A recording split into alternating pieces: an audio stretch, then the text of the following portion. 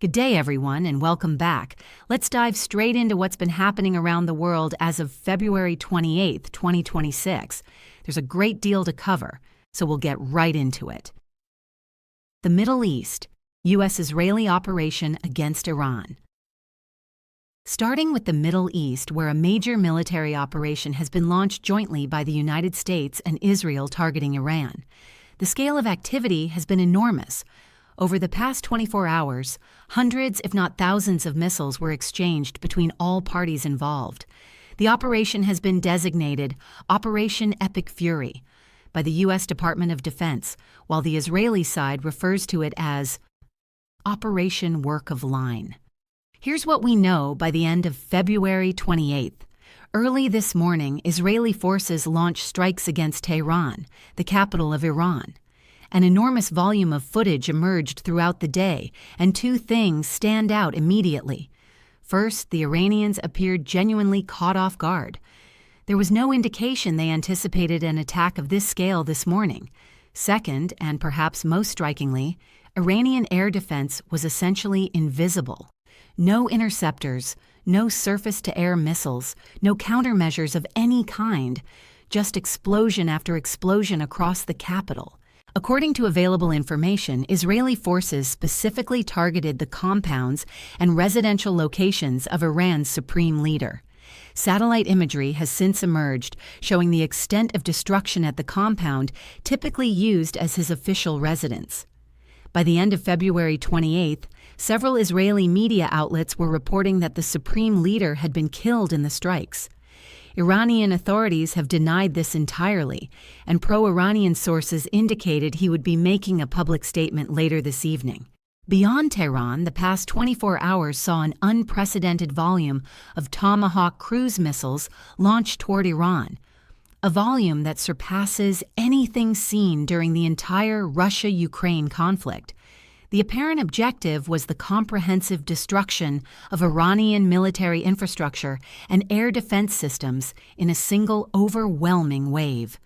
Whether all objectives were achieved remains unclear, but the scale of the strike was unlike anything seen in recent memory. Footage also emerged from along the Iran-Syria-Iraq border area, showing multiple military infrastructure sites being struck and destroyed. Then communications went dark. Iranian authorities shut down internet access across the country, cutting off the flow of footage. It is likely strikes from the U.S. and Israel continued after this blackout, and there are indications that Starlink terminals may have been pre-positioned inside Iran by special operations forces ahead of the operation, meaning footage may begin surfacing in the hours ahead. In the meantime, significant footage continued arriving from surrounding Gulf states, Saudi Arabia, Qatar, Bahrain, the United Arab Emirates, Kuwait, and Jordan. After completing what appears to be the first phase of the operation, something interrupted U.S. President's planned public address on the matter. He canceled his speech, and the likely reason is this: Iran struck back. Rather than focusing its retaliation primarily on Israel, where only a small number of missiles were launched, most of which were intercepted by Israeli air defenses well before reaching the border, Iran directed the bulk of its response at American military installations in the immediate region. The logic is straightforward. Bahrain, for instance, sits roughly 250 kilometers from Iran, a trivial distance for ballistic missiles and drones. Heavy Iranian missile strikes were recorded across Bahrain, Qatar, the UAE, and Kuwait. What made these strikes particularly notable was an alarming pattern visible in the footage. Local populations were freely filming and posting videos of active Patriot air defense systems, showing their exact positions, firing sequences, and locations. This was happening in real time across multiple countries. Whether due to the behavior of local forces or simply civilian enthusiasm for documenting the spectacle, these videos handed Iranian targeting teams a significant intelligence windfall. Patriot launcher positions in Bahrain and Kuwait were clearly identified through publicly available footage, and strikes followed. Naval and airbase facilities in Abu Dhabi suffered significant damage from Iranian ballistic missile impacts. Footage showed heavy explosions, massive smoke columns, and what appeared to be the destruction of major infrastructure. In Qatar, airfields and military facilities were also struck, and one notable piece of footage, possibly from Dubai or Kuwait, showed the destruction of a large American radar installation used for early warning and missile tracking.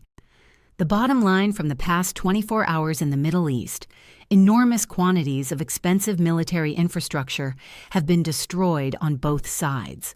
As of now, U.S. and Israeli aircraft are rearming and regrouping. The coming night, between February 28th and March 1st, is expected to bring renewed large-scale strikes against Iranian military and critical infrastructure. Iran will almost certainly respond in kind. This conflict shows every indication of being prolonged, well beyond the next 2 weeks. Ukraine, Zaporizhzhia direction. Moving now to Ukraine.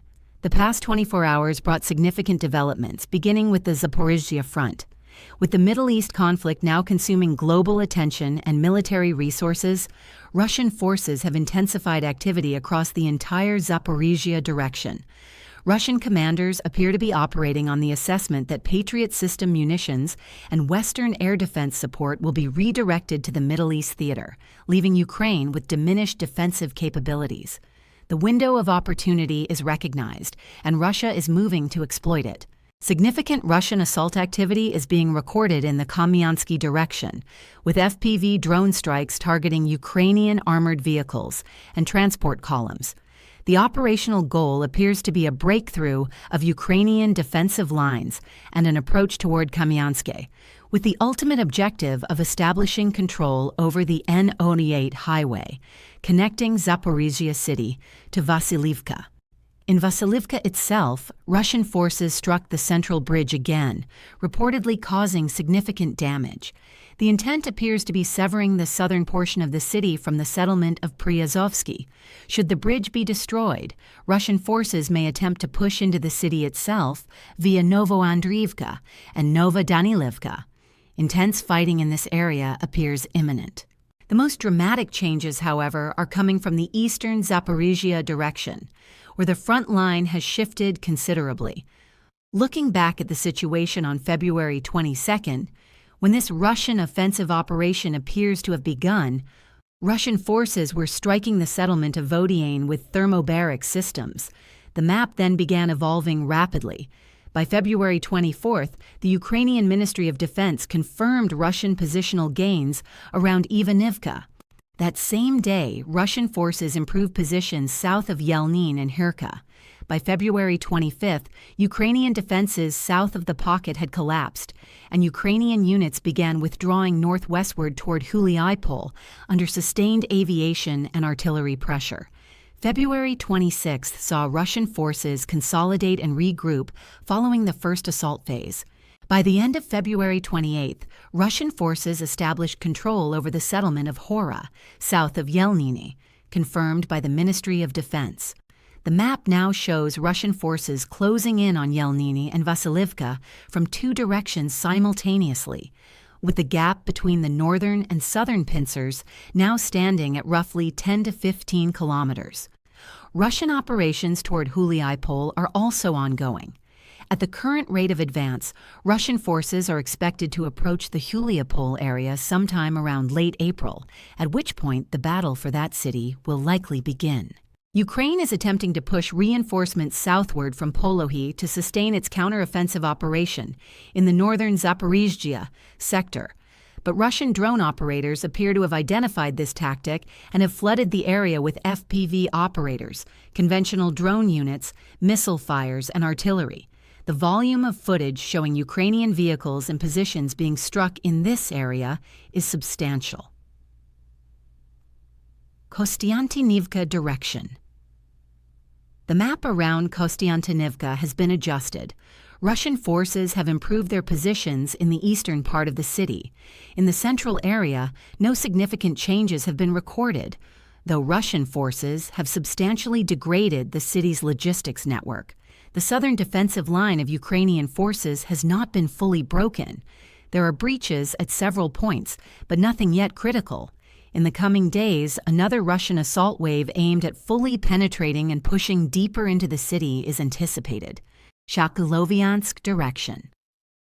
Nothing significant to report. Intense FPV drone activity on both sides, but no positional changes. Lyman direction. Pro-Russian sources have updated the map around the settlement of Dubrova. The basis for this adjustment appears to be footage showing a Russian flag raised in the settlement's center.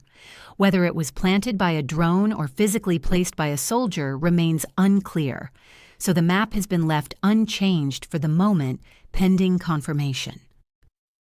Northern direction. Kharkiv. This is where some of the most significant developments of the past 24 hours are concentrated.